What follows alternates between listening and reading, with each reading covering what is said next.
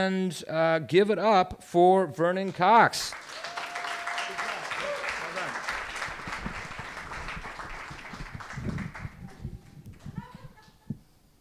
How's that? Good? I'm okay if you are. It was summer, hot, North Carolina. We were out having a water fight. We're having a great time. And all of a sudden, one of my twins, he felt something cool and slimy under his toes, and it slithered, and all of a sudden, snakes! Both of the twins were all up and upset as their Uncle Andy, who we went down to visit, was laughing his ass off as he pulled the hose. He looked at them and wondered why they were so upset, and they both said, all our friends said in North Carolina there's poisonous snakes. He said, well, yeah, there is. He says, but listen, the snakes down here that are poisonous, the heads are bigger than their body. And if the head is the same size as the body, it'll hurt, but it won't kill you. So that's what you want to look out for. So they looked out. The rest of the week, they looked out. And we went on day trips and went all around visiting lakes and stuff. And we also went to the museum in Raleigh. And while we were there, when we were done seeing all the neat historical, I mean, it was North Carolina, right? We said, we'll let you spend some money on souvenir to remember North Carolina. Both of them, 7 years old, went right over the stuffed animals and grabbed 2 snakes. Now, I looked at them and said, why, I don't get it. Why snakes? How does that remind you of North Carolina? And without hesitation, they looked at me and said, because they're poisonous snakes. Look at the heads.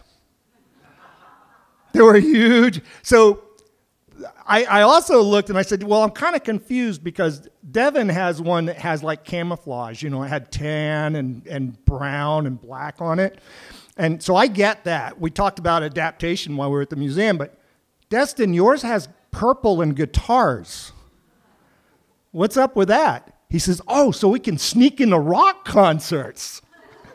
That's what it's adapted for. So we thought that was a good idea. When we got back to Uncle Andy, he thought it was a good idea. So much a good idea that he decided to get out another snake he had. It was one of those wooden snakes with slits. Have you ever seen those? And it looks pretty realistic, and it looked really realistic because we didn't know about it till we heard Destin scream. Once he got over being scared, he tried to scare everybody with it for the rest of the vacation. When we got ready to leave, he took that snake to his Aunt Chris and said, Aunt Chris, when I leave with Bampy, when I leave, I want you to put this in Uncle Andy's lunchbox.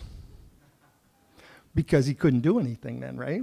So he left it with her. We went to Washington, D.C., and we did some more tourist trips and had such a great time. When we were done and we were taking the boys back to their home here in Lewiston where they live with their mom, I reflected on the trip. We wanted to kind of talk about the things that we did because it helps them remember so they can share it with their mom and their other brother.